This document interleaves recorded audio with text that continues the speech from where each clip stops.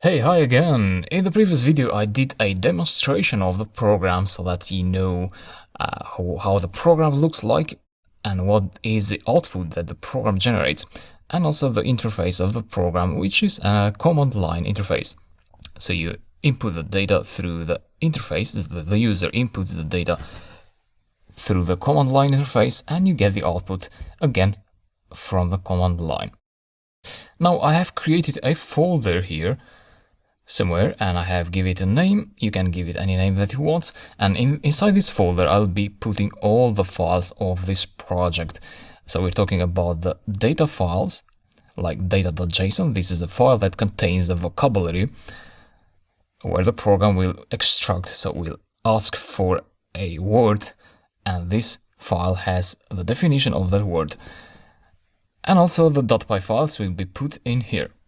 So we know the output. Now we need to figure out the way how to go to that output, and we will take the approach step by step, which means that first we're going to develop a simple version of the program, just like give the program a word and the program will return the definition of that word. But this will be very simple because the user sometimes they may pass a word that doesn't exist, and as a programmer you need to count for that word, for that not existing word. So instead of breaking, interrupting the program, showing an error to the user, you need to show a more user-friendly message to the user. And we'll do that in the next videos, but for now the very first thing we need to think about is the data. So I did some research on the web and I found this dataset of words and definitions. Now this is around 5 megabytes of data, so in Atom it takes a while to open, so I clicked it and I'm still waiting for it to open. Now it opened. So if your Atom freezes, then you can open this with a more lightweight editor such as Notepad or Nano on Mac or Vim. So anyway, this is a .json file. So what is JSON? JSON is like a language.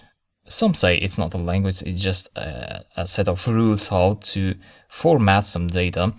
So JSON follows this format. It starts with a curly brackets, and then all you have is pairs of keys and values. So this is like a Python dictionary. So the key is separated by the value by a colon.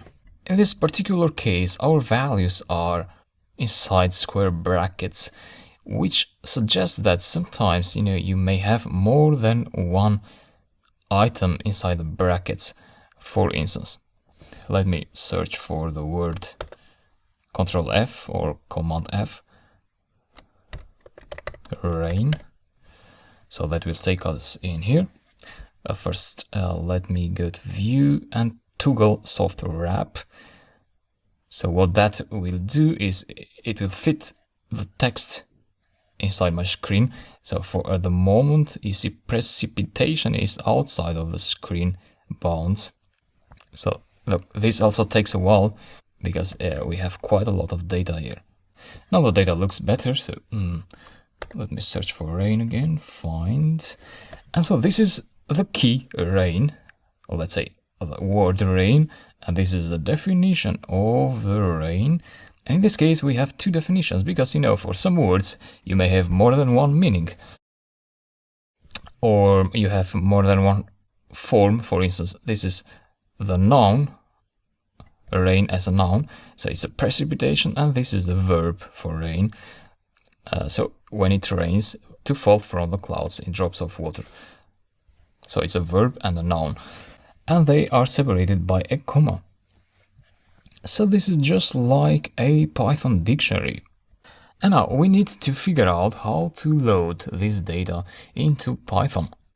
Because to access data from this file, you first need to load it into Python as a specific Python data type.